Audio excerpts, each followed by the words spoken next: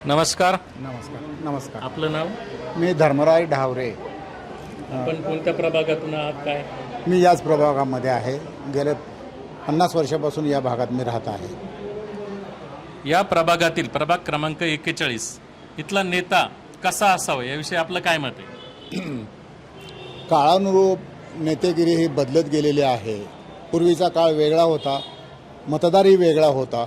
आता सुशिक्षित, अभ्यासू, निष्कलंक आणि जनतेची जाण असणारा नेता असावा. आता जे काय भ्रष्टाचाराचं सत्र महाराष्ट्रामध्ये सुरू आहे, वेगवेगळी प्रकरणं बाहेर पडतात आहे आणि याला पायबंद घालण्यासाठी आत्ताच्या नेत्यांनी, नवोदितांनी राजकारणात जर यायचं असेल कोणती खबरदारी घेतली पाहिजे, काय सांगाल?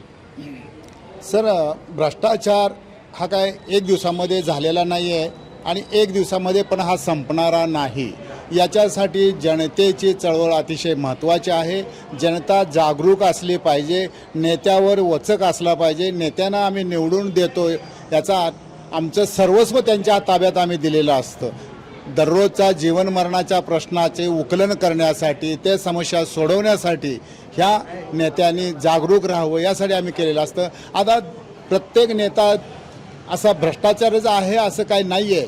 ह्याच्यामध्ये काय एक दोन असतात. त्यामुळे ह्या संपूर्ण नेतेगिरीला किंवा नेत्यांना याच्याबद्दल ह्या गोष्टी सहन कराव्या लागत आहेत. तर शक्यतो हे स्वच्छता जास्तीत जास्त राहावी असं मला वाटतं आणि त्याच्यावर जनतेचाही वचक असला पाहिजे. नेत्यांनी पण आपल्या जनतेची प्रतारणा करू नये, त्यांच्याशी प्रामाणिक राहावं. जनतेने मला कशासाठी निवडून दिलेलं आहे, जसं आता जीवन बापूंनी सांगितलं, तुम्हाला कमवायचं साधन असेल तर त्यासाठी भरपूर साधनं आहेत. छोट्यातला छोटा व्यवसाय करा, काही करा, तुमचं कुटुंब चालण्यासाठी तुम्ही अतिशय चांगल्या प्रकारे कमवू शकता. आणि राजकारणामध्ये येऊन याच्यात भ्रष्टाचार करून तुम्ही मोठे व्हावं असं काय नाही आहे आणि ते खरं योग्य पण नाही आहे. राजकारणात येऊन कमवणं हे योग्य नाही आहे. तुम्ही जनतेला जेवढ्या सुविधा देऊ शकाल, गव्हर्नमेंटकडून आणून समाजाला पुरवू शकाल. जनतेच्या चेहऱ्यावरचं हसू, जनतेच्या मनामध्ये तुम्ही हृदयामध्ये तुम्ही राहिल्या पाहिजेत.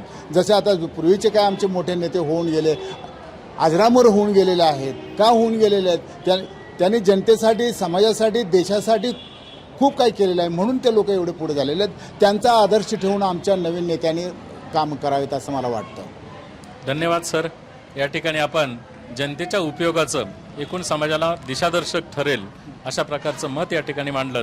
त्याबद्दल दैनिक राज्य लोकतंत्रतर्फे आपले या ठिकाणी हार्दिक स्वागत करतो आणि आपले ऋण व्यक्त करतो. धन्यवाद. धन्यवाद.